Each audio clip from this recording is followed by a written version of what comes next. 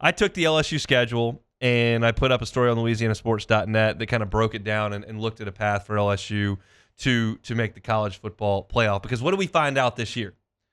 That the schedule is a massive part of the college football playoff. It kind of goes without saying, but we certainly learned that. It's not the strength of the schedule. It's the ease with which you can get through your schedule to a point where you can make the playoff. If you're an SEC team, we talked about this in August, we were correct. 10-2 is what you needed. 10-2 is what you needed. Georgia got to 10-2. They got them in the SEC championship game. They were going to get in anyway. Tennessee got to 10-2. They're in. Texas, 11-1. Lost their second game. They're in. 3-loss teams, South Carolina, Ole Miss, Alabama, out. And my contention is if you're in the Southeastern Conference or the Big Ten and you can get to 10-2, you are in. It does not matter how you get to 10 wins. You can beat 10 top 10 teams, or you can beat 10 teams no one's ever heard of. Don't believe me? Indiana just did it. It doesn't matter how you lose 2 games. You can lose to an awful team. You can lose to good teams. Notre Dame lost to atrocious teams. They're in. They got 11-1. It just matters that you can get to 10-2. And that's why LSU's season opening game at Clemson is stupid. It's a stupid game to play. Because it doesn't matter if you beat Clemson. You have to get to 10-2. But that's where LSU will open, and we'll kind of weave through this thing, and I'll tell you what the most likely roadmap looks like for LSU. Week 2, they'll play Louisiana Tech. That was a 5-7 team this year under Sonny Cumbie. They lost to Arkansas 35-14. They also got absolutely hammered by that was later on. But Louisiana Tech 5-7 this year, lost at Arkansas. LSU in week 3 will play the Florida Gators in Tiger Stadium, and that game looks a lot different than it did a couple months ago. All of a sudden, DJ Lagway's back, Billy Napier's back. Things seem to be moving in the right direction in Gainesville. They finished the season strong, so that's going to be a big deal in early September. It's going to be really hot, and LSU and Florida will get after it on September the 13th. And then LSU will play Southeastern Louisiana on September the 20th, which is basically a bye week. Before September 27th, they travel to Ole Miss. Now, I can't tell you right now what Ole Miss is going to look like. My contention, if I am Lane Kiffin, is I go to the Grove Collective and I say, look, y'all have seen Ole Miss football play in the SEC for 3 decades. In this iteration of the SEC. Not the 50s, not the 60s, this iteration, the last 30 years. There was never a team that could take on the most powerful program in the sport, the Georgia Bulldogs, and dismantle them 28-10 until you sunk $16 million into this football team going to get first-round picks out of the transfer portal. That is proof this works. It is my fault, Lane Kiffin's fault, that we didn't win 10 games. But we can do it as long as you spend that money. If we don't, it's going to look like Houston Nutt. It's going to look like Ed Ogeron. It's going to look like David Cutcliffe, Sans Eli Manning. It's going to look like Matt Luke. You can go down and down the list. You're the runt. You've never been to Atlanta. You can get better if you spend a bunch of money. We'll see if they do that. But they got to replace Walter Nolan and Prince of Umamielen and Trey Amos on the defense. They got to replace Trey Harris on the offense, Jackson Dart on the offense. They didn't really have a running game this year. I think Ole Miss is going to be good next year because I think they're going to spend a bunch of money in the transfer portal. They started with Deshaun Womack today. But you never know what that's going to be. Any way you slice it, September, including August the 30th, which is when LSU plays Clemson, but we'll shoehorn that into September. You've got at Clemson, Florida at home, at Ole Miss. That is a bear. You've got your bye week. Then you've got South Carolina inside Tiger Stadium. That's generally one you would chalk up as a W, South Carolina. But Lenora Sellers played great football. Looks like Shane Deemer's doing some good things. They lose their offensive coordinator. But it looks promising in Columbia. They're going to have to replace Kyle Kennard, but Dylan Stewart's coming back to rush the passer. That's going to be probably a quality football team coming into Baton Rouge on October the 11th. Then you're at Vanderbilt, and I think Clark Lee's done an amazing job. Coach of the year, absolutely fantastic work by Clark Lee this year. I don't think Diego Pavia is going to win his suit, and I don't think Vanderbilt's going to win 6 games next year. And I think LSU is going to go to Vanderbilt and win that game in Nashville. And if they don't, we'll have a completely different conversation. But for the purposes of this conversation, you got to go to Nashville and beat freaking Vanderbilt. I've said this for a long time. There are no 2 better words in SEC football scheduling than at Vanderbilt. Playing the worst team in the league in front of a half your partisan stadium. They're not the worst anymore, Hunt. They're going to be. Okay. In the next 10 years, they'll be the worst team 5, at least. And you get to have a nice trip for your fan base to go to Nashville and have some fun. So LSU gets Vanderbilt at Vanderbilt. They should win that game. And then Texas A&M comes to LSU, and I don't know what that team's going to look like either. My guess is with the resources they've got, and I trust Mike Elko's a pretty damn good coach, I think they'll be a good team next year. I don't think they'll compete for the SEC championship. I think their schedule's pretty tough, and we'll talk about that later on. But I think they'll be pretty good. That's your 3-game stretch between the byes: South Carolina, Vanderbilt, and Texas A&M. Then after the bye, you've got Alabama in Tuscaloosa. Going to have a new quarterback. We'll see what the talent of that roster looks like. You got Arkansas coming to Tiger Stadium.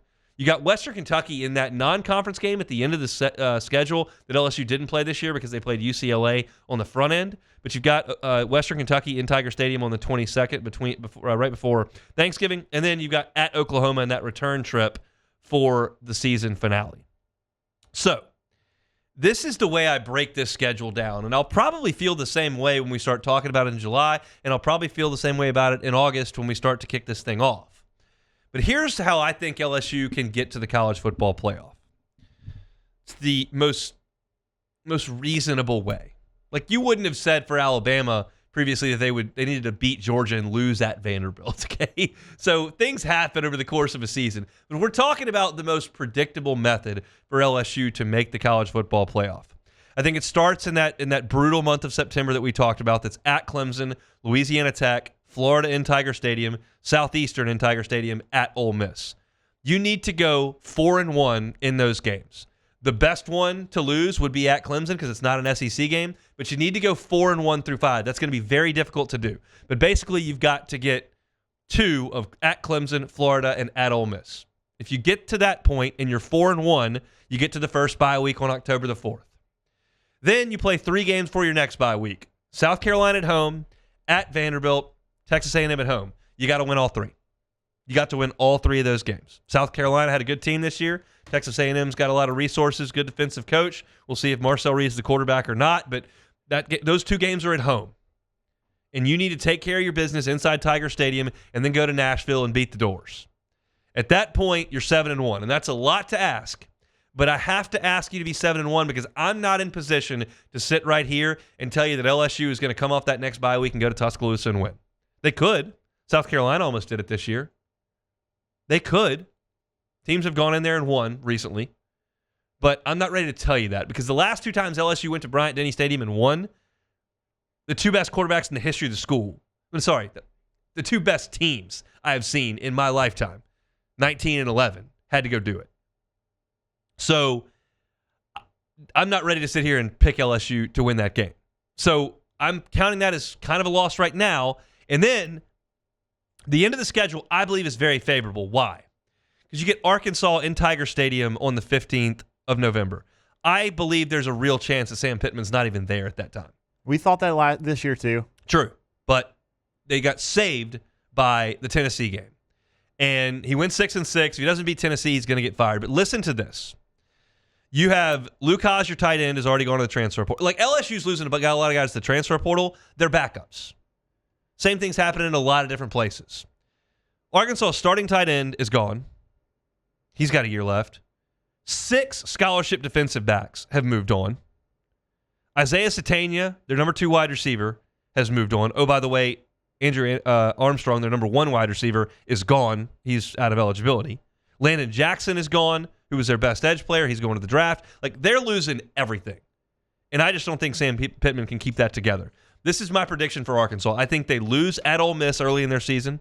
I think they lose to Notre Dame in Fayetteville early in their season. I think they lose at Tennessee. I think they lose to Auburn. That puts them at 3-5 with Mississippi State coming to Fayetteville. If they lose that game to go to 3-6, he's done.